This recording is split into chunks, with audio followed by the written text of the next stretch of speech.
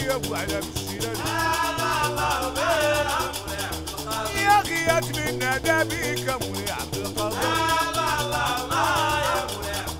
يا سيدي العياط عليك يا ابو على السنان يا امولي عبد القادر اكون معنا حاضر نسينا من المقادر يا نفع الله بك سيدي العياط عليك شيخي والنادي بيك يا ابو على السنان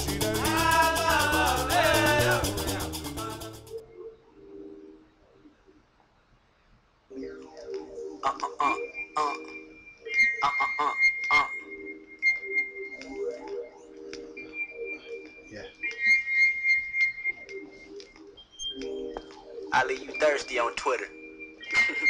You boo-boo, you tea, you turned down, you thirsty, you boo-boo. I'm trying to learn something new.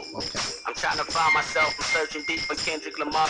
I read about Napoleon Hill and try to know God. They say he the key to my blessings. And if I speak the good into existence, that instant my dreams will unlock. Money flow like water, I'll just wait at the dock. And by the way, I'ma start finding more light to shed. Like a small garage in your backyard. I'm back chilling with a friend of mine. She mighty fine, but I noticed that her heart resides next to bitterness. Always hollering who she don't like and who she kick it with. Who she wanna fight, who wearing a weave, who Dooney and Burke bag is fake, who holding the keys to the car she drove last year, or who fucking on who, and who need a pap smear. Getting on my nerves, but before your negative energy curve, bitch, I'ma cut you off. Cause every time you come around, you be hollering at whoop-de-whoop, blase blah, he say, she say, oh my God, shut the fuck up. Ho, every time you come around, you be hollering at whoop-de-whoop, blase blah, he say, she say, I'm trying to learn. What's going on with y'all? Peace. I'm Islamil. Thank you for joining me. Us. I want to share something with you that's that means a lot to me.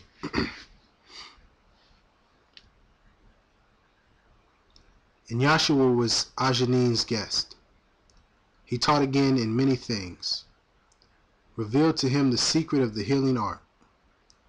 He taught him how he can control the spirits of the air, the fire, the water, and the earth, and explained to him the secret doctrine of forgiveness and blotting out of sin.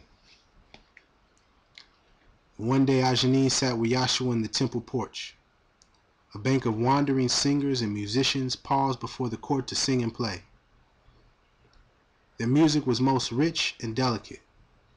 And Yahshua said, among the high-bred people of the land, we have no sweeter music than that these uncouth children, looking up uncouth, that's U-N-C-O-U-T-H. U-N-C-O-U-T-H. This is a thing that I learned, is that it's okay to be ignorant of something. But it's not okay to know that you're ignorant of something and not work to inform yourself of what you're ignorant about.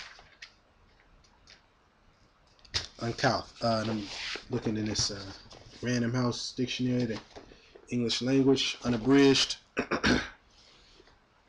Uncouth. Awkward, clumsy, or unmannerly.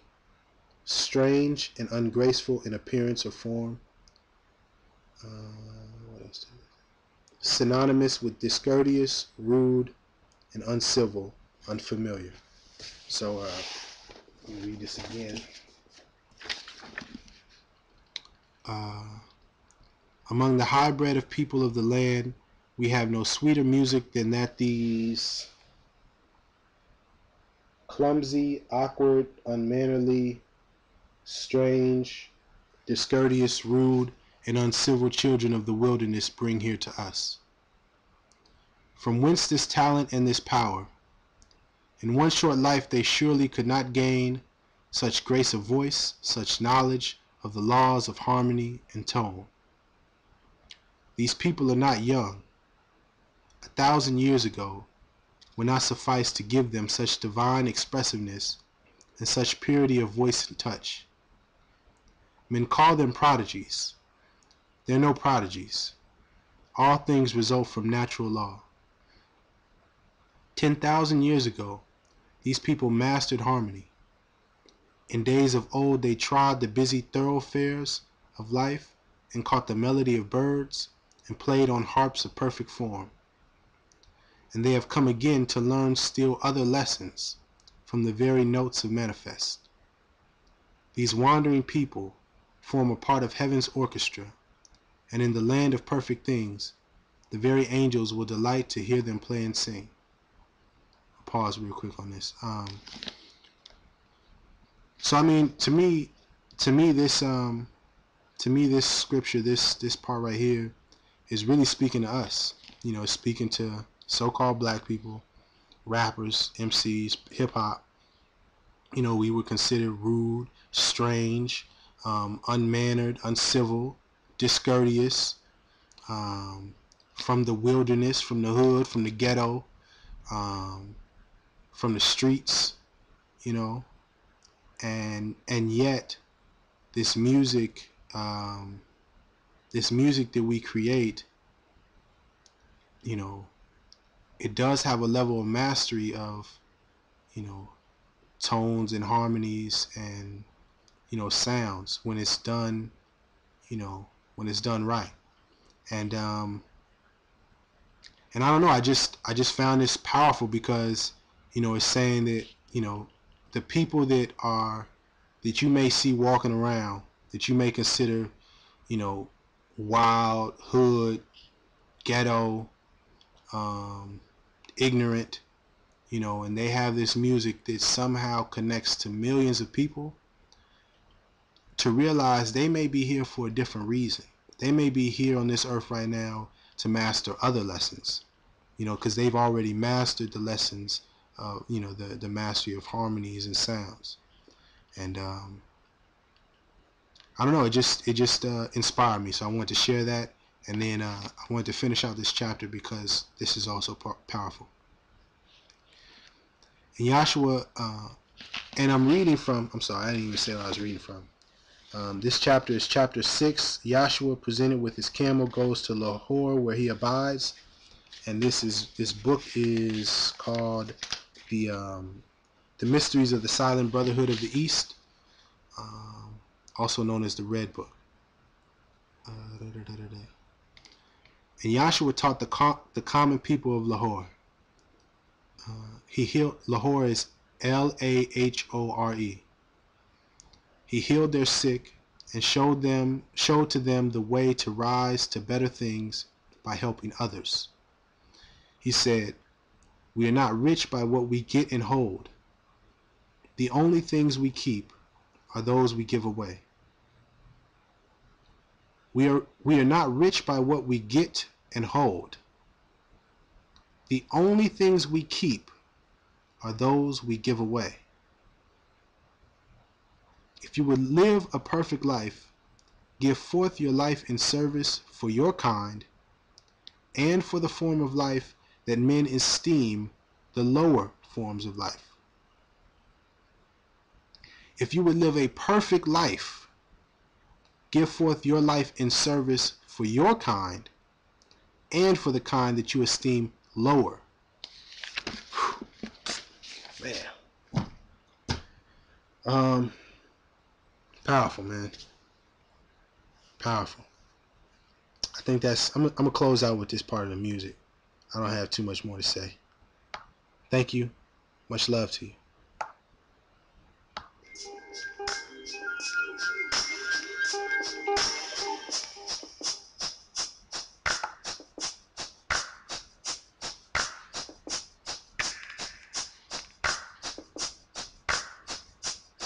What is high power?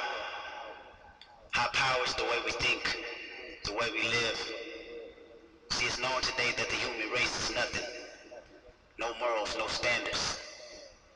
What we're about to do is raise the level of expectations. No, you don't have to have a lot of money. You don't have to be rich.